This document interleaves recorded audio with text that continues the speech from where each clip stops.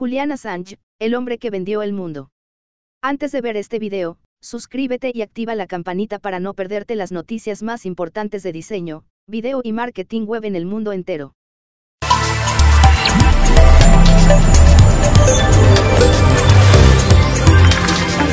La vida y personalidad del hombre que decidió dar a conocer las verdades que oculta el poder, aunque eso le costara su libertad, llega a la gran pantalla. La polémica está servida. O estás con él o estás contra él. Assange será protagonista mundial. El quinto poder, una cinta en la que se mira a este australiano desde los diferentes prismas posibles, pero para él es una película en el sentido más metafórico y despectivo de la palabra. Una auténtica película casi delirante.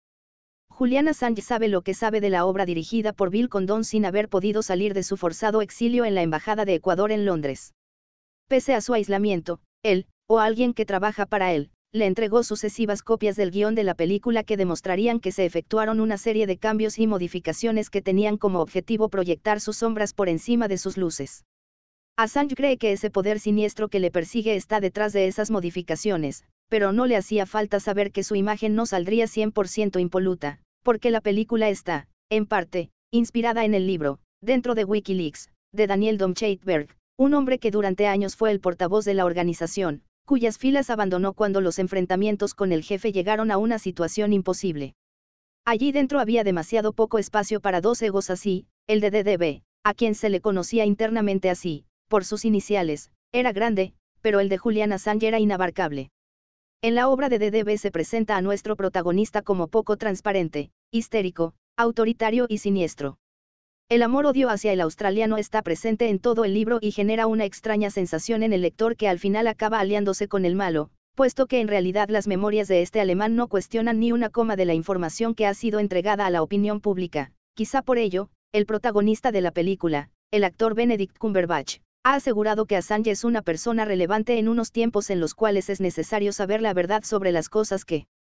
Curioso, quien debía interpretar las oscuridades de Assange acabó la película abrazando las tesis libertarias del fundador de Wikileaks. Se supone que el rebelde australiano nació el 3 de julio de 1971 en Queensland, Australia. Desde ese momento comienza una vida de película de la mano de su madre, Christine Assange, una mujer dedicada al teatro y casi nómada que llevaba al muchacho allá donde a ella le llevaba su sueño de libertad. Una libertad, eso sí, que tropezó con algún que otro amante mal avenido que metió a la familia en el seno de un extraño grupo entre hippie y místico llamado La Familia y que estaba liderado por una gurú de la época llamada Anne Hamilton Virne. Las locuras ideológicas de su grupo, entre el consumo de LSD y terapias electroconvulsivas, acabaron incluso en malos tratos y vejaciones a los fieles. Entre los delirios de Hamilton Virne estaba la creencia de que los hijos de sus adeptas llegaban de otro mundo y que eran una suerte de ejército de salvadores, razón por la cual tenían que llevar la misma ropa y peinado. Las pocas imágenes de la época nos muestran a los niños de Dios, así los denominaba, convertidos en auténticos clones de largos cabellos blanqueados merced al agua oxigenada. Entre ellos se adivina al pequeño Julián, que llegó a estudiar en más de 30 colegios distintos, tantos como destinos de su madre a lo largo del país. Que una de las obsesiones de Assange sea filtrar información comprometedora sobre cultos religiosos que oprimen a sus adeptos es cualquier cosa menos casualidad. Ya fuera de las garras del grupo, los Assange siguieron con su vida libre y nómada, lo que permitió al muchacho granjearse una experiencia distinta a la de todos los jóvenes de su edad. Comenzó a trabajar en el mundo de la informática. Bajo el seudónimo de Mendax, una expresión del latín que significa, notablemente mentiroso, formó parte del grupo de piratas informáticos subversivos internacionales, que en 1991 fue objeto de una acción policial para impedir que siguieran penetrando y boicoteando cualquier red informática que se pusiera delante de ellos. Fue detenido y finalmente condenado por 21 delitos, pero pudo esquivar la prisión a cambio de prestar servicios asistenciales a la sociedad. La ristra de fechorías de aquellos subversivos internacionales dio mucho que hablar. Y es que la policía averiguó, aunque no supo cómo lo hizo, que aquel joven de melena blanca y aspecto de difícil calificación había sido capaz de adentrarse en los ordenadores del Pentágono, de la NASA, de la policía australiana e incluso de bancos. Después de aquello se volvió bueno y se convirtió en uno de los grandes adalides del software libre y diseñó programas y lenguajes informáticos que hoy son usados por cientos de millones de personas en todo el mundo. Pero la docilidad tenía un límite y estaba planificando cómo dejarla anclada en su pasado.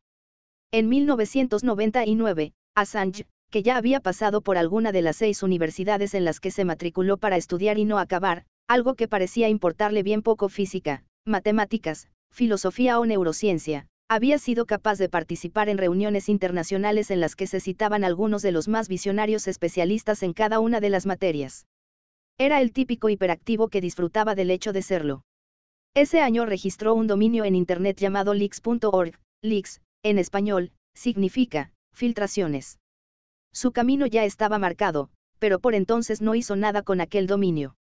Tuve la suerte de leer los textos que escribía por entonces, por cierto, escribir no era lo suyo, da la sensación de que la cabeza le iba más rápido de lo que era capaz de transmitir con sus dedos en el teclado y ya se percibía que lo que a él le fascinaba, ya entonces, era la existencia de grupos de poder, de lobbies que modifican normas internacionales, pensadores alternativos, colectivos de ayuda humanitaria. Pero, sobre todo, su obsesión eran los grupos que utilizaban las creencias religiosas para someter la voluntad de sus adeptos. Hoy pocos se acuerdan de que, antes de hacerse famoso, 2 y 3 años antes de que por su culpa se tambalearan las relaciones internacionales, puso a disposición de la prensa mundial documentos que certificaban las maniobras coercitivas de grupos como los Legionarios de Cristo o la Iglesia de la Cienciología sobre sus miembros. El proyecto definitivo se puso en marcha en el año 2006. Era su sueño, sería la pesadilla de otros. En la creación del grupo participó media docena de personas, aunque poco o nada se sabe sobre quiénes eran. Ninguno tenía sueldo. Eran voluntarios. Su objetivo era financiar Wikileaks gracias a donaciones de quienes consideraban que había que ayudar a un grupo de sus características, si bien se subastaron algunos de los primeros informes a medios de comunicación que mostraban interés por el contenido de aquellos secretos. Los sistemas informáticos de cifrado de información que había diseñado en años anteriores fueron la base del mecanismo de trabajo que empezó a realizar. Se trataba de unos sistemas muy sofisticados que permiten que nadie sepa quién y qué está entregando a Wikileaks, del mismo modo que nadie puede averiguar que la organización de Assange ha conseguido algo. Todo es secreto hasta que aparece aireado a los 4 vientos. En el año 2009, el grupo de Assange empezó a ofrecer informaciones que demostraban que no nos estaban contando la verdad sobre las guerras de Afganistán e Irak. Aquello llamó la atención de un joven analista de inteligencia militar que se encontraba destinado en Bagdad.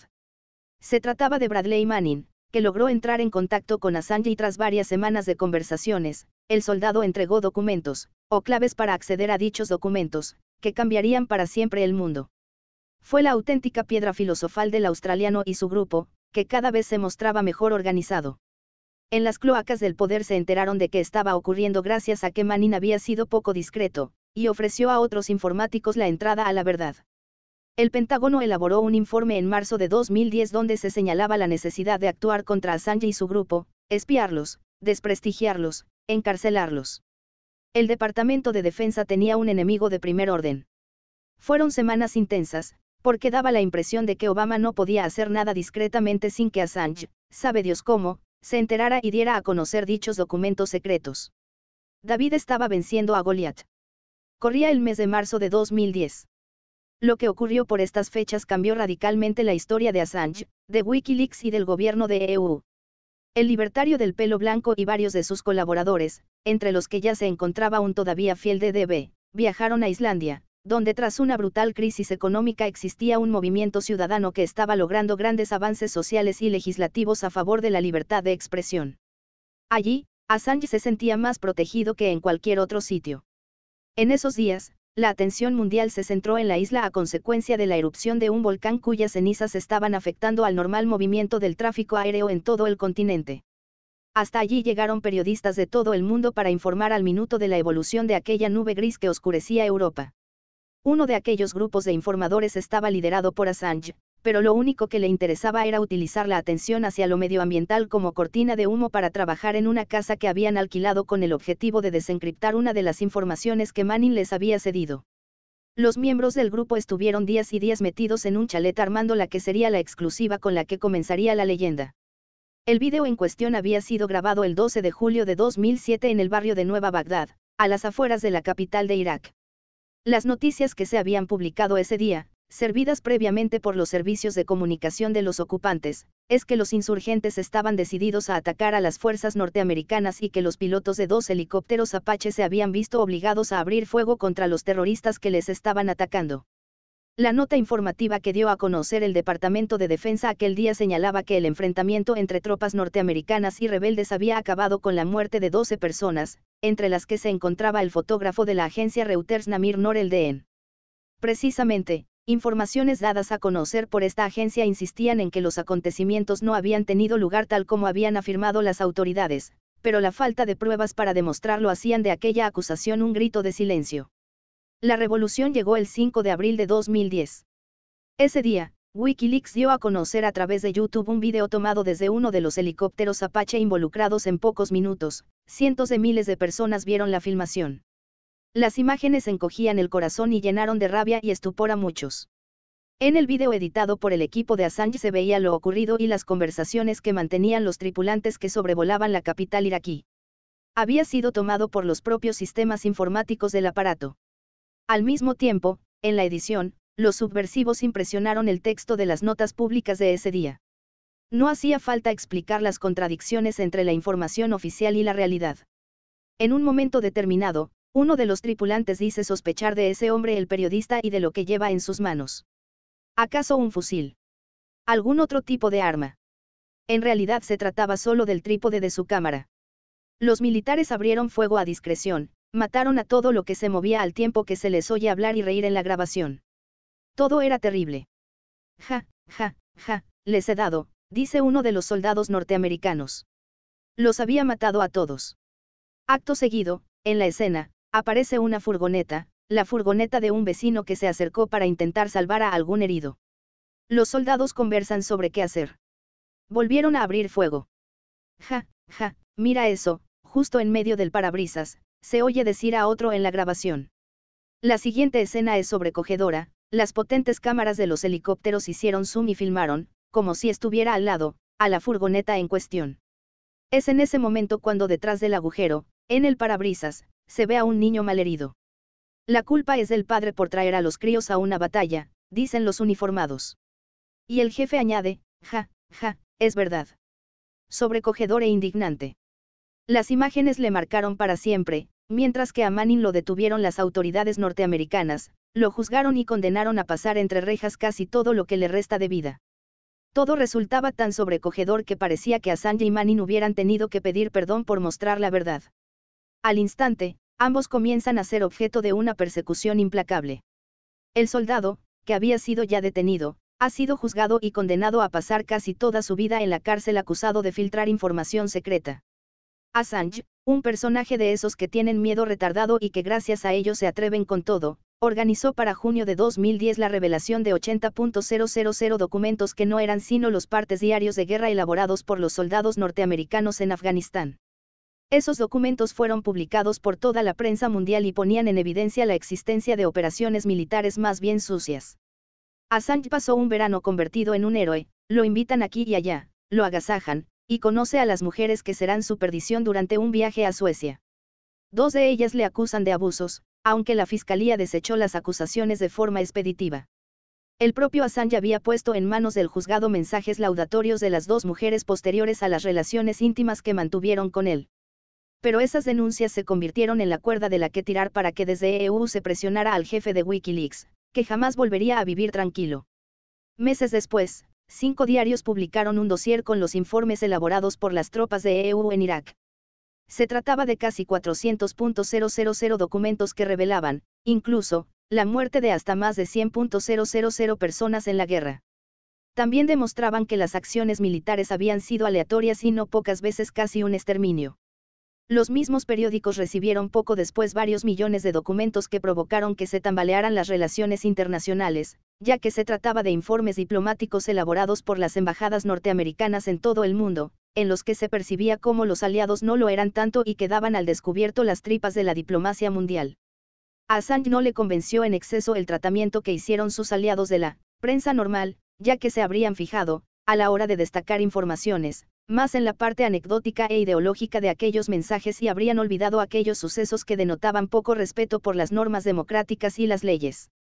La grieta se abrió y Wikileaks cerró el grifo a esos diarios, mientras que lo abrió más a otras publicaciones alternativas.